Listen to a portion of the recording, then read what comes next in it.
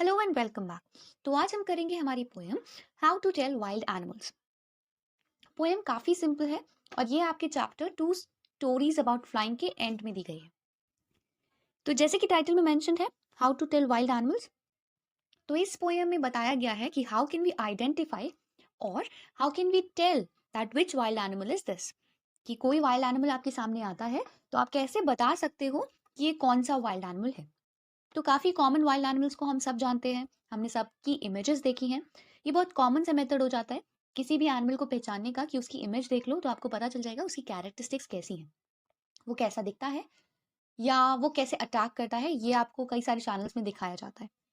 लेकिन ये पोएम कुछ ह्यूमरस है, ह्यूमरस स्टाइल में लिखी गई है और बहुत कॉमिकल है, जिसमें एक अलग सा मेथड डिफाइन किया गया है कि कैसे आप एनिमल्स के बिहेवियर से बता सकते हैं कि विच एनिमल इज दिस।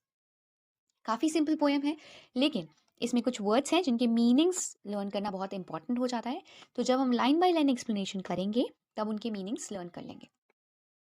आगे हम पोएटिक डिवाइसेस भी करेंगे और राइमिंग स्कीम भी करेंगे, लेकिन उससे पहले हम देख लेते हैं लार्जली ये पोएम में है कौन कौन से एनिमल्स। सो फर्स्ट एनिमल जिसके बारे में हम इस पोएम में बात करेंगे is Asiatic lion. So Asiatic lion हमारा फर्स्ट कैरेक्टर हो जाता है इस पूरी पोएम का। सेकेंड स्टैंजा में हमने बात करी है टाइगर के बारे में। थर्ड स्टैंजा में हमने लेपर्ड के बारे में बात करी है। Fourth stanza is about a bear. Fifth stanza में हमने दो एनिमल्स के बारे में बात करी है, which is a crocodile and another one is a hyena. Sixth stanza और लास्ट स्टैंजा में हमने बात करी है कैमेलियन के बारे में। तो इन टोटल 6 स्टैंजाज में हमने 7 एनिमल्स के बारे में बात करी है। वो आपको कैरेक्टरिस्टिक इसमें दिखाई देंगे। तो जब भी आपका एक्सट्रैक्ट बेस्ड क्वेश्चन आएगा तो उस एक्सकर्प्ट पे आप देख सकते हैं कौन से कैरेक्टरिस्टिक किस किस एनिमल के बारे में दिए गए हैं। बहुत इजी क्वेश्चंस होते हैं, कुछ डिफिकल्ट क्वेश्चंस होते हैं अबाउट मीनिंग्स और पोएटिक डिवाइसेस, वो हम आगे कर लेंगे। अब देखते हैं इसकी पोएट कौन है। इसकी पोएट है कैरोलिन वेल्स, जो कि एक अमेरिकन राइटर है और बहुत ज़्यादा पॉपुलर है हम अपनी मिस्ट्रीज के लिए, मिस्टीरियस बुक्स के लिए, चिल्ड्रंस बुक के लिए और अपनी ह्यूमरस पोएम्स के लिए। सो ये पोएम भी उन्हीं कुछ कॉमिकल पोएम्स में से एक है और बहुत इजी लैंग्वेज में भी है। सो इंट्रोडक्शन में आपको ऑलरेडी दे चुकी हूँ। ये अलग अलग डिफरेंट मेथड्स बताती हैं, डेंजरस मेथड्स बताती हैं पोएम में कि कैसे आप किसी वाइल्ड एनिमल को आइडेंटिफाई कर सकते हो। डेंजरस क्यों? क्योंकि ये पैराग्राफ्स में, अलग अलग पैराग्राफ्स में ये बताती हैं कि जब आप किसी एनिमल के सामने जाओगे तो वो जिस तरह से आप पे अटैक करेगा, उसको देखकर, उस अटैकिंग स्किल को देख के आप पहचान सकते हो कि वो वाइल्ड एनिमल एक्चुअली है कौन। So this is actually a dangerous way, क्योंकि इससे अच्छा मेथड तो बहुत सारे होते हैं ना, जैसे हम टीवी पे देख लेते हैं या वी कैन ब्राउज उस एनिमल की इमेज या उसके अटैकिंग स्किल्स। तो इससे अच्छा मेथड तो ये होता है, बट शी इज सेइंग कि गो, अब अटैक करेगा जब आपके ऊपर एनिमल, तभी आप समझ पाओगे कि कौन सा एनिमल ये है। नेक्स्ट देखिए, वर्ड मीनिंग्स हम जब अभी चैप्टर करेंगे तो उसमें भी हम करेंगे, पर यहाँ पे देख लेते हैं। टॉनी मीन्स यहाँ पे ब्राउनिश कलर का, dyin' means dying, discern means making out और identify, strolling means wandering, hiding is a different term. यहाँ पे हाइड एक टर्म है जो कि एनिमल स्किन को रिप्रेजेंट करता है। पेपर्ड, जैसे चीता के ऊपर स्पॉट्स होते हैं उसको पेपर्ड कहा गया है। जैसे paper is actually black in colour, तो ऐसे ही डार्क इन कलर, ऐसे ही चीता और लेपर्ड के ऊपर जो स्पॉट्स होते हैं उसको पेपर्ड कहा गया है। कैरिस, बहुत जेंटल, लविंग टच। डिस्टिंग्विश मतलब आइडेंटिफाई करना। Novice, a beginner, someone who is new to a job. और नॉन प्लास्ड मतलब बहुत कंफ्यूज्ड और सरप्राइज्ड। तो first answer, as I told you, is about a Asiatic lion. If ever you should go by chance to jungles in the east, and if there should to you advance a large and tawny beast, if he roars at you as you're dying, you'll know it's an Asiatic lion. So, अब ये देखिए इसमें क्या बोल रहे हैं कि if ever you should go by chance to the jungles in the east, east के जंगल्स में जब भी आप अगर बाय चांस जाते हो, and if there should you by advance, और अगर आपको दिखता है एडवांसिंग और अप्रोचिंग बीस्ट, बीस्ट मतलब devil, large and tawny beast, tawny is actually उसके कलर को रिप्रेजेंट कर रहा है। टॉनी मतलब ब्राउनिश येलो या फिर ऑरेंजिश टच में उसका कलर होगा। सो अगर आपको बहुत लार्ज, अप्रोचिंग, एडवांसिंग एक बीस्ट दिखता है, if he roars at you, अगर वो noise, if he is roaming as you are dying, जब आप मर रहे होगे और वो रोर कर रहा है, so you will come to know that that animal is Asiatic lion. Poetic devices देख लेते हैं, साथ साथ हम देखेंगे क्योंकि पोएम काफी लंबी है तो एक साथ पोएटिक डिवाइसेस देखने में कुछ जम्बल्ड अप हो जाएंगे वो। सो एंजाममेंट क्यों? एंजाममेंट यहाँ पर इसीलिए बिकॉज यहाँ पर कई सारी लाइंस में कोई भी पंक्चुएशन मार्क नहीं दिया गया, सो उसे एंजाममेंट कहते हैं। जब किसी भी लाइन को कंटिन्यू करते हैं without any punctuation mark second line तक, तो उसे एंजाममेंट कहते हैं। जैसे यहाँ पे दिया था, and if there should you to you advance a large and tawny beast, so this is actually there is no poetic punctuation mark in the first line और वो second line तक carry forward कर रहे हैं, तो this is enjambment। second देखिए inversion, so ये invert कर देते हैं किसी भी words को, किन्हीं भी words को jumble up कर देते हैं, तो उसे कहते हैं inversion। so यहाँ पे and if there should to you advance, तो this is an actual jumbled sentence, सो ये इन्वर्जन है। सेकंड, थर्ड हमारा आ जाता है एसोनेंस। एसोनेंस एक्चुअली किसी भी वोवल साउंड को हम बहुत प्रोमिनेंट बना देते हैं, तो उसे एसोनेंस कहते हैं। जैसे यहाँ पे यू, शुड, गो, सब में ओ लेटर बहुत प्रोफाउंड है, बहुत ज्यादा यूज किया जा रहा है। Should to you, roars at you, so ये सारे ओ लेटर बहुत ज्यादा प्रोफाउंड है, इसमें बहुत प्रोमिनेंट है, इसीलिए इसे एसोनेंस कहते हैं। एल्यूजन देख लेते हैं। Allusion is actually reference to a famous person, animal, species और अ थिंग। तो इसमें किसको रेफर किया जा रहा है? इसमें बताया जा रहा है अबाउट एशियाटिक लायन। नेक्स्ट देखते हैं, it is personification. So personification क्यों? बिकॉज यहाँ पे ही यूज किया है हमने फॉर लायन, एशियाटिक लायन के लिए। नेक्स्ट स्टैंजा देखते हैं, और if some time when roaming round a noble wild beast greets you while black with black stripes on yellow ground, just notice if he eats you. This simple rule may help you learn the Bengal tiger is to discern. So this is about Bengal tiger. So tiger को आपने देखा होगा, he is actually brownish in color, yellowish in color, और इसके ऊपर stripes होती हैं, धारियां होती हैं। So if sometime when you're roaming around, roaming मतलब आप टहल रहे हो, a noble wild beast greets you, noble मतलब बहुत अच्छा, वाइल्ड बीस्ट मतलब डेविल, वो ग्रीट करता है आपको विद ब्लैक स्ट्राइप्स। तो यू नो टाइगर का एक बहुत अच्छा कैरेक्टरिस्टिक है कि उसके ऊपर ब्लैक स्ट्राइप्स होते हैं। ऑन येलो ग्राउंड मतलब उसका स्किन का कलर, बैकग्राउंड, ग्राउंड यहाँ पे बैकग्राउंड को रिप्रेजेंट करता है, तो स्ट्राइप्स के पीछे उसका कौन सा कलर है? Yellow. Just notice if he eats you, जरा ध्यान देना कि वो क्या तुम्हें खाता है। This simple rule may help you learn the Bengal tiger to discern. So discern मतलब स्पॉट करने में मदद करेगा, लर्न करना मतलब आपको remembrance, for your memory, it you will be able to learn, आप पहचान पाओगे उसको। So just notice if he eats you, अगर वो तुम्हें खा लेता है तो तुम पहचान जाओगे कि this is a Bengal tiger.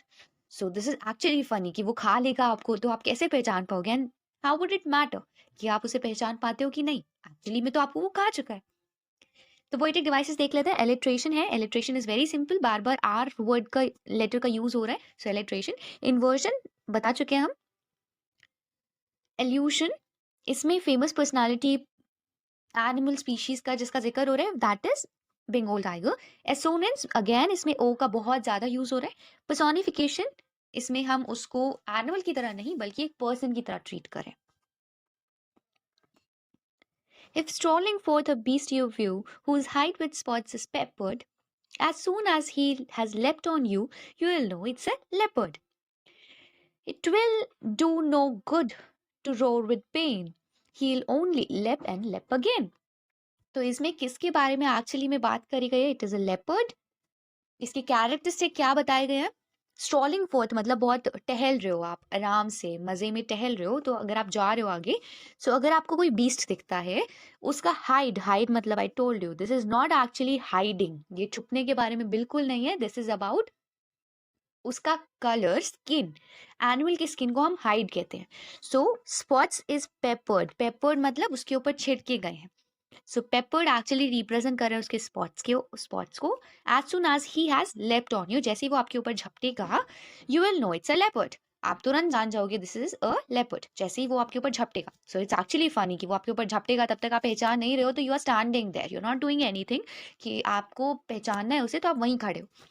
It will do no good to roar in pain. कुछ भी फायदा नहीं होगा अगर आप पेन में रोर भी कर रहे हो. ही विल ओनली लेप एंड लेप अगेन, क्योंकि वो आपको फिर भी आपके ऊपर बार बार अटैक करेगा, वो बार बार आपके ऊपर लेप करेगा. सो पोइटिक डिवाइसेस, इलिट्रेशन हम जान चुके हैं, इसमें एच बहुत यूज हो रहा है. पोइटिक लाइसेंस किसे कहते हैं? अब this is a new term. The spelling of a word has been change to create a rhyming note और rhythm in the poem. So leapt को हमने लेप में चेंज कर दिया था, LEP में चेंज कर दिया था. लेप्ट LEAPT में को हमने LEPT में चेंज कर दिया था, और नीचे हमने सिर्फ लेप एंड लेप लिखा था, LEP. रेपिटेशन किसे कहते हैं? रेपिटेशन वेरी सिंपल कि जब भी कोई वर्ड आप रिपीट कर रहे हो, दिस इज रेपिटेशन. तो लेप एंड लेप अगेन था, तो वो रेपिटेशन है. एसोनेंस, अगेन किसी भी एक लेटर को, वॉवल साउंड को हम बार बार बोल रहे हैं, बार बार प्रोमिनेंस दे रहे हैं, तो उसे हम कहते हैं assonance. Consonance, this is very simple. Vowel sound को हम बहुत ज्यादा प्रोमिनेंट बना रहे हैं, उसे कहते हैं एसोनेंस. और कॉन्सोनेंस मतलब कॉन्सोनेंस को, वॉवल से अलग किसी भी लेटर को हम बहुत प्रोमिनेंट बना रहे हैं, तो उसे कहते हैं हम कॉन्सोनेंस. तो इसमें एल, लेप एंड लेप अगेन, तो एल बहुत प्रोमिनेंट है इसमें. पर्सोनिफिकेशन, अगेन हमने ह्यूमन लाइक क्वालिटीज दी हैं इस एनिमल को, तो इसलिए personification. Next stanza is about a bear. If when you're walking round your yard, you meet a creature there who hugs you very, very hard, be sure it's a bear. If you have any doubts, I guess he'll give you just one more caress. So, इसमें क्या है? आप अपने yard में, you're walking in your yard, आप अगर वहां पे वॉक कर रहे हो और वहां पे आपको एक क्रीचर दिखता है, एक एनिमल दिखता है, who is hugging you, आपको जो झप्पी दे रहा है वेरी वेरी हार्ड, मतलब दैट इज नॉट जादू की झप्पी जो बहुत प्यार से मिलती है, बहुत बहुत जोर की झप्पी दे रहा है. So that is a bear. आपको समझ आना चाहिए कि उसने आपको झप्पी दिया, मतलब दैट इज अ बेयर. और अगर आपको अभी भी कोई डाउट है, सो आई गेस, तो आप तब समझ जाओगे, तब कंप्लीटली आपको क्लियर हो जाएगा कि ये बेयर है. कैसे? जब वो आपको एक और प्यार से झप्पी देगा, दैट इज केयरस, बहुत प्यार का टच देगा. सो एक्चुअली में again this is very humorous, बहुत लाफेबल चीज है, बहुत कॉमिकल चीज है, क्योंकि bear is such a big animal कि वो अगर आपको झप्पी देगा, अगर वो आपको हग करेगा, सो यू विल बी क्रश्ड, आप एक्चुअली में क्रश रहोगे. सो आपने सुना भी होगा कि बेयर के अटैक से बचना is very very difficult. So that bear का अटैक को वो कहती हैं कि he'll hug you very very hard, वो बहुत प्यार से आपको झपी देगा, जोर से. लेकिन अगर आपको अभी भी डाउट है, मतलब हम क्रश हो जाएंगे, फिर भी हमें अगर डाउट है, तो वो जब तक एक बार और हमें प्यार से सहला नहीं देगा, और प्यार से, या हम बोल सकते हैं अटैक नहीं कर देगा एक बार और, तब तक हम श्योर करने के लिए वहीं पर रहें. इसमें पोएटिक डिवाइसेस कौन कौन से हैं? इंजाममेंट, मतलब आपको पता है, enjambment continuation without a break. Alliteration हम जानते हैं, बार बार एक ही लेटर का यूज होना. एसोनेंस, किसी भी वोवल साउंड का बार बार यूज होना, इसमें ई साउंड का यूज किया गया है. पर्सोनिफिकेशन, ह्यूमन लाइक कैरेक्टरिस्टिक्स देना. जैसे एनिमल्स एक्चुअली हग नहीं करते, वो बहुत जोर से अटैक करते हैं, वो आपको पकड़ते हैं, जकड़ते हैं, that is not hug actually. हम हग ह्यूमंस करते हैं. This is actually person like quality which is being given to an animal. Next देखते हैं fifth stanza. Though to distinguish beasts of prey, a novice might nonplus, the crocodile you always may tell from hyenas thus. Hyenas come with a merry smile, but if they weep, they are crocodile. अब देखिए, बहुत common सी चीज़ है, hyenas बहुत different दिखते हैं और crocodiles बहुत different दिखते हैं. लेकिन कैरोलिन वेल्स क्या कह रही हैं कि अगर आपको कंफ्यूजन होती है हाइनास और क्रोकोडाइल्स में, तो उनकी स्माइल नोटिस करो. अब ये क्यों कहा गया है कि उनकी स्माइल नोटिस करो? तो आपने नोटिस किया होगा, आपने पढ़ा होगा कि hyenas are the only animals जो स्माइल कर सकते हैं, जिनकी फेशियल मसल्स इतनी केपेबल हैं कि वो स्माइल कर सकते हैं. और इवन स्माइल भी नहीं करते हैं, तो स्माइल लाइक कैरेक्टरिस्टिक या स्माइल लाइक इमेज हमें लगती है उनकी कि वो स्माइल करें. दो to distinguish beast of prey. Beast मतलब डेविल, प्रे मतलब जो जानवर अटैक कर सकता है. A novice might nonplus मतलब जो बहुत अननोन सा बंदा है, न्यू टू द जॉब है. माइट नॉन प्लस मतलब पहचान सकता है, टू आइडेंटिफाई कर सकता है. द क्रोकोडाइल यू ऑलवेज में, क्रोकोडाइल को किसी भी हाइना के साथ. लेकिन अगर आपको दिक्कत है that hyenas, you can see hyenas come with a smile, so वो स्माइल के साथ आते हैं, बट इफ दे वीप, अब यहाँ पे वीप क्यों बोला गया है? Weep because crocodiles are known for crocodile tears, तो अगर वो रोते हैं तो understand that that is not a hyena, it is a crocodile.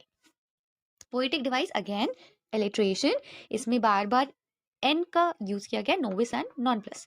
एंजाममेंट क्योंकि बिना किसी पंक्चुएशन मार्क नेक्स्ट लाइन तक उसे खींचा गया है। लास्ट स्टैंजा हमारा is about a chameleon. So chameleon, the true chameleon is small, a lizard sort of thing. He hasn't any ears at all and not a single wing. So chameleon की characteristic बता रहे हैं कि एक सच्ची का chameleon बहुत छोटा सा होता है, लिजर्ड की जैसा होता है। सो लिजर्ड के साथ कंपेयर किया गया है। He hasn't any ears at all, तो देखिए यहाँ पे उनके ears नहीं होते, ये तो हम जानते हैं कि ears नहीं होते उनके।